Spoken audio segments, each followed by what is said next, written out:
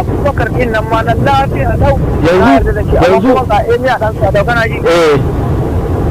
Shi Emiya dan Sada ai ka san dai matsayin Emiya ko. In kuka zo kuka same shi a yankin kuka magana da shi ai ya san ni din ba barawo ba ne ai dalilin kawo inna yan makaranta in baka sani ba ai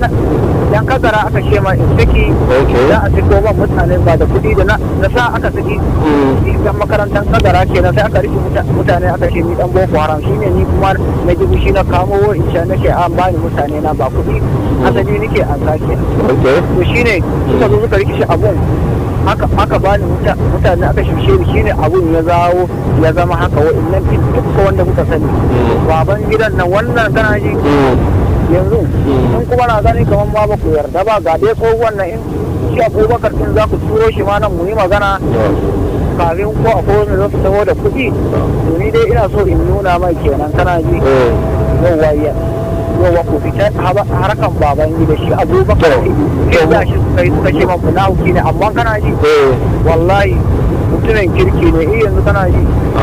gobe in kun shirya ke na kuyi magana da shi kana ji to lafiya la zai taho kana ji a kawo kuɗi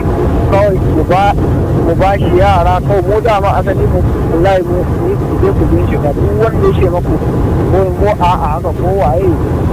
dan banza ne mu azzalumai ne ko da yan makarantar ku suka soja suka waya da su ba su ce maku mu ga yanda muke mu ba ruwanmu da kowa ne kamar wanda ya taɓa mu ne za mu taɓa ku to ai dogo yanzu kana ji ka san babban matsalar da annan ka san mu tun da kayi bayani ina son ka saurara ni ina bayani kaga mu uwayen yara kai dogo kai kayi kowa sani mu uwayen yara mu talakawa ne wanda miliyan 100 da kake magana ka san mu uwayen yara ba mu da shi ko dole sai mun koma gefen gwamnati tun da su ne sun ka fara wannan abu da ku tun tashin farko haka ne ko ba haka ba to kana kana ji ko yanzu babban matsalan da muke fuskanta da kai dogo ana tunanin kamar tun harko yaran nan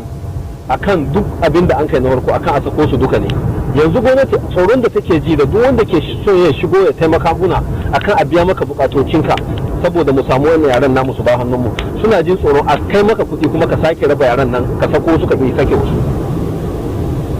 aka san dai ba zan raina maganan mahaifina ne ai ku tambaye shi ai su wannan ne ta zo ai kuma don ina